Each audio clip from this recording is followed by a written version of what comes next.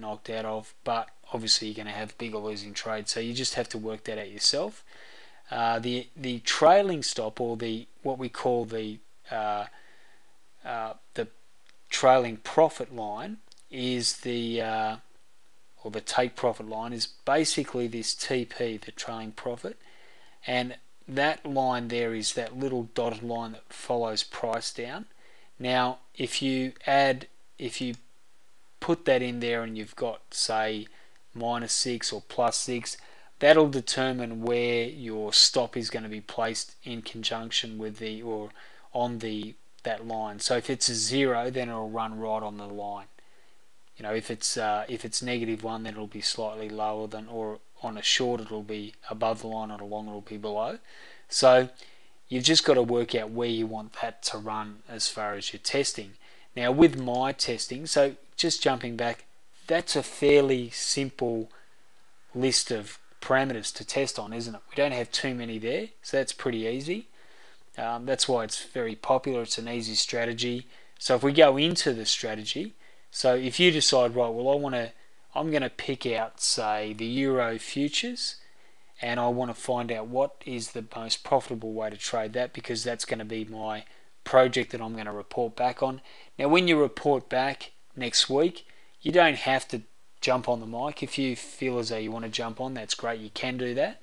If you'd prefer just to email me the results through and I can go through them, you can do that as well. But we definitely want people to contribute, and the best way to contribute is to do the assignment, send it back, and then what will happen is that every person in this group, as well as the second session, will potentially have between, say, 20 to 30 tests that have been done in this week, that have been done by 20 to 30 members, and we now have 20 to 30 new settings that we can look at. So if we're doing that every week, that's a phenomenal amount of information coming out and available to us on a weekly basis. So rather than having 2 or 3 people doing this work, you're able to leverage off the work that's done by everybody, and we can collectively share. And trust me, there's been some fantastic stuff back already, so I can't wait to see how we go as a group, and I'm sure we're going to do really well. So that's just one strategy, the trend trader. Now I'm going to show you some stuff tonight that I've been working on. It'll be mainly the DAX, but I'm also working on crude, natural gas and soybeans. But this is the crude results. So this is the best settings I came up with on the 89 tick. So if we go out of there for a second. Now one thing is, when you test up on these strategies, you can actually optimize this. So if you decide that you don't want to go through and pick every hour, you can optimize by saying, right, well, I want the computer to test between say 0:1 and say 0:03, so that's 3 o'clock, to pick out my best start time, increments of 15 minutes. So I want it to test every 15-minute block, and what will happen there is that'll automatically test that for you. It'll optimize and test that. So if I go optimize and go OK, that is now testing. That's running a strategy test and finding out what the best start time for me is between 0:100 and 0:300. So it'll basically go through and do that test for me, rather than me manually testing that over the entire period. And already it says up here, it says that we've got 13 seconds remaining. All net profit is $11,612. Yeah, so at the moment its best start time is 1:15, so that might change. We've got about 2 minutes left, so that's no more manual back testing. That's right. So that test is going to take probably, well, it's saying 2 minutes 48 seconds left. I can talk for that long while this is going, and that is just the power of having the automation and the power of having the auto back testing. So what we want to do is, when we get that back, we know exactly the best start time between that Euro session. So that saves us a lot of time and effort. And what I'm going to do now is I'm just going to take you to something else. Now, that's great, and you can see already that from that test, we've only got with the trend trader, we've only got a small amount of settings. I'm going to take you to the counter trend strategy now. This has got the most settings in it. So we're going to go from something that had probably about 4 or 5 variables to something that's got a lot of variables. And these are just the entry filters. Now, the trend trader that we trade, there's only one entry. As soon as you close above or below resistance, above support and below resistance, you've got a trade set up. On this thing, you can basically set your entry point as a volume spike filter. So if you put a 1 there, that'll only take the trades for the volume spike. If you put a 1 next to volume divergence, then it'll now take only the trades that set up with both of those things occurring. If you then decide, right, well, I actually want the MACD on there as well, so I'm going to put that in there. So I want to see the MACD, a volume spike plus volume divergence, and I'll take the trade. So it's just giving you entry options, and because it's a different strategy, and we spoke about this last night, when we're in the trend, we've got one requirement to get in. So it's a very, very easy basic strategy. With a counter trend trade that trades against the trend, we want probably a little bit more of a filter in there, because we don't just want to take any trade against the trend, because as you've seen yourself, counter trend trades are great because the concept is you sell at the top and buy at the bottom, but it can be disastrous if you get on the wrong side and take multiple losers, because you might be taking trades that have got absolutely no chance of being successful or profitable because there's so much strength with the trend. So that's why we like trading both strategies together. There are times when the trend will weaken and there'll be profit taking, and the counter trend, if you've got it set to a smaller tick chart, it's perfect for taking those retracement or those counter trend trades, and then you've got the momentum pullback to get back in on the trade. So I just wanted to show you how much work can go into setting up the settings, and how much can go, and how easy it can be with just a very basic view. So we'll go back to the trend trader for a second, because we'll spend more time on the counter trend later. But back to the trend trader. Now, as I mentioned before, that has got very, very simple settings. We know that it basically there's only one way to enter the market. We don't have any filters on there. We just have our trailing stop. Now, I've been doing a little bit of testing, and I'll just bring up the manual back testing now. That's not the one. That's the one I'm checking at the moment. Sorry, Jim. I'll just get out of that one. I'll bring my one up. Where are we? So let me grab that. There's still got a little bit of time to go.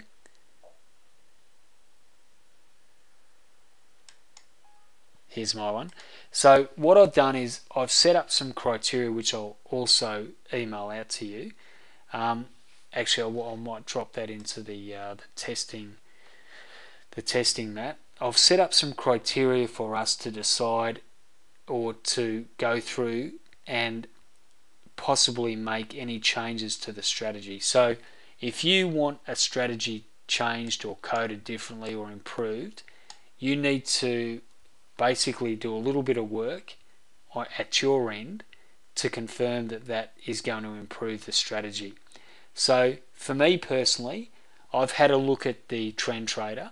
I like it because it works well. It runs beautifully. On crude oil, it runs very well, and it's still ticking away. But what I've noticed is that there are little modifications or tweaks we can make to the trend trader to maybe improve it a bit. So a couple of those things are the way we manage the stop. At the moment, we've got a fixed stop and a trailing stop. That's it, like the trailing profit and the fixed stop. So as you saw from that previous screen, when you go in there, you've got a fixed stop that we start with. But what I've noticed from my charts is that if I go into the charts, I can see that, and I'll just bring up an example of it here. And let me just grab the charts up.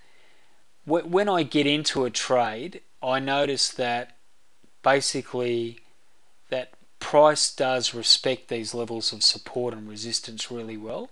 So if I get into a trade, for example, a short here that I've got just setting up, or that's set up, if I follow that trade down, a lot of the time I can stay in that trade a little bit better if I use either the previous swing high or the support level, or sorry, resistance level, as opposed to using the trailing profit, or the take profit line, trailing profit line.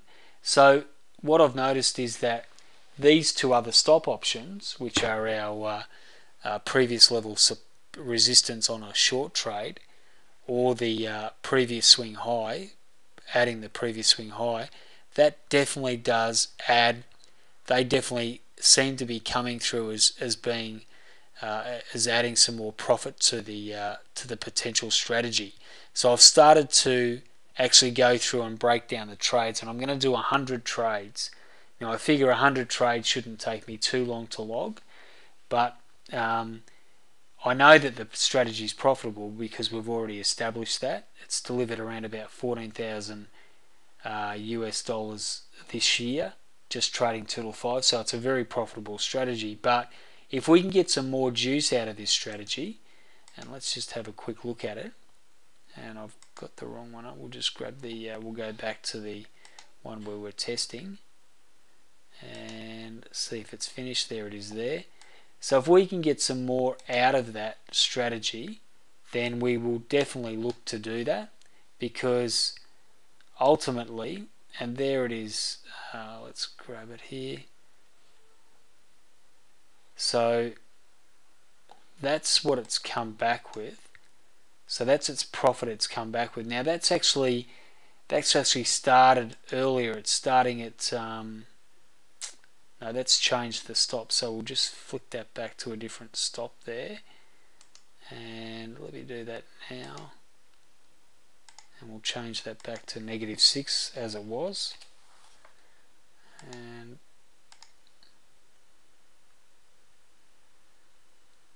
so we can just quickly do that. So if I'm going to put forward a recommendation to change a strategy or improve it, as you can see, the settings here are very, very simple. If we want to add, our initial stop is say 16 ticks. If we want to then add, say, the resistance or support level as a trail, and swing high, swing low as a trail, then we need to be convinced that it's going to be substantially better than the 14,000 that we've already got. So if you think about what you want to add as far as improving this strategy, at least be able to put forward some evidence to prove it up, so we can justify doing it. Because if we just do whatever we think works without doing any testing ourselves, then we'll have Mike doing 1,000 coding adjustments, and really they may not add any benefit whatsoever. So it's important that we do that process. I'll outline the process for having a coding change. So for us here, my goal for Mike is to code up these 100 trades to prove up to Mike and the group that this trend trader needs to have a resistance level and support level as its trailing stop, as well as the swing high. And to make a point of that, I'm going to show you an example of trades that I probably won't do this one, but I've looked at a couple of different trades where that has definitely come out to be much more profitable, and it needs, I mean, this is a very small sample, but already you're seeing a little bit of a split in profitability. The swing high-low strategy is on just that small sample.